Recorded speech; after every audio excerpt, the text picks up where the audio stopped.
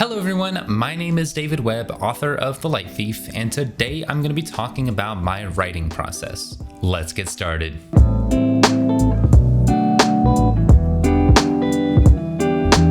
So recently, I've been getting an increasing number of questions asking me about my writing process. And to be honest, there's a lot of things that go into it, but today I wanted to go into a little bit of detail about how I manage my writing and turn my ideas into final drafts. So first, I start with a basic premise. For The Light Thief, it came from a writing prompt. What would happen if the lights go out? From there, I wrote a piece of flash fiction, a one-page story from the point of view of a little girl who was basically telling the reader how much she loved it when the lights go out, but this time she's scared because this time she thinks it might be for good. Something about that piece of flash fiction really stuck with me. I don't know if it was the world or the mood, but I decided to delve into it just a little bit more. So from that, I turned it into an idea for a full-fledged novel. It felt like a dystopian book, so tying that in with the themes of light and darkness led me to the story of a girl who is trying to find out why the lights went out, all the while being hunted by an oppressive government. From there, I decided that it was her brother who actually sabotaged the power. And that's how I got my one-sentence logline, which is, if I remember correctly, when a girl's brother is kidnapped by the government, she must journey through the underground tunnels of the web to get him back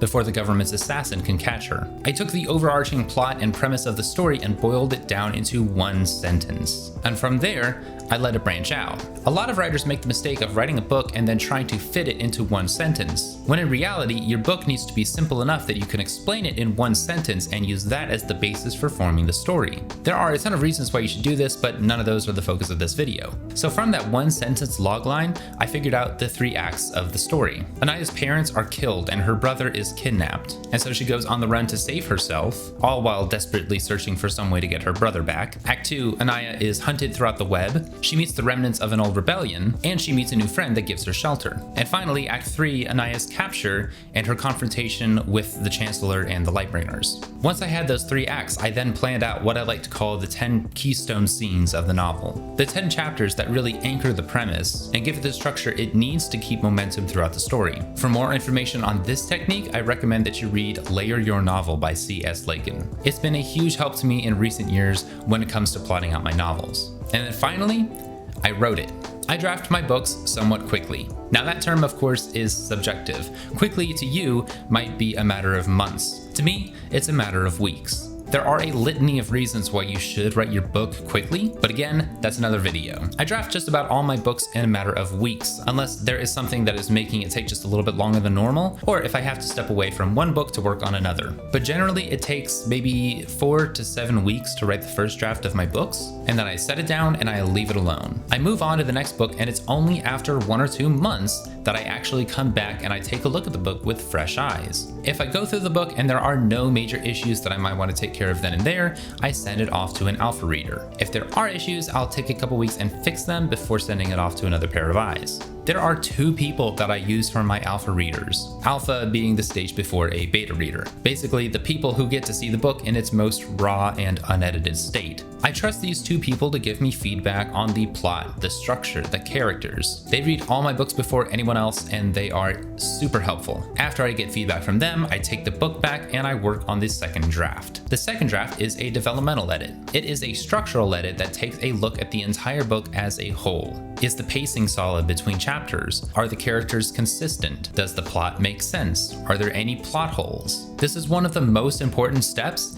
and yet it's the one that most writers skip entirely. If you can't afford a developmental editor, I highly recommend that you find some trusted friends to send your books off to, ones who will tell you the truth about what's working and what's not working. Before we move on to the rest of the video, I wanted to ask you a favor real quick. Drop a comment down below and let me know what part of this writing process you would like to know more about. If you have questions on any bit of it, just let me know. If you've been watching this channel any length of time, you know that I respond to the vast majority of comments. So if you ask a question, you're gonna get it answered in some form or another. So just leave a comment. Back to the video. After the manuscript bounces back and forth between myself and a developmental editor, then it goes through a line edit. And this is what most people think of when they think of an editor. My editor goes through the entire manuscript front to back and corrects everything spelling, grammar, whatever got messed up in the developmental edit. This step is crazy simple, and you should definitely do it every time. There's no reason not to. It's after the line edit that I send it to beta readers. Beta readers, unlike alpha readers, get a more polished version of the manuscript, and I rely on beta readers to tell me absolutely anything that they can think of to change in the book before it goes to print. Some people use beta readers before the line edit. I like to send it to beta readers after the line edit because I already have alpha readers looking at it before and during the developmental edit phase. But really, that's up to you. These beta readers are also my pre-readers, those who are technically reading what's close to the final draft of the book early so that they can leave reviews on Amazon,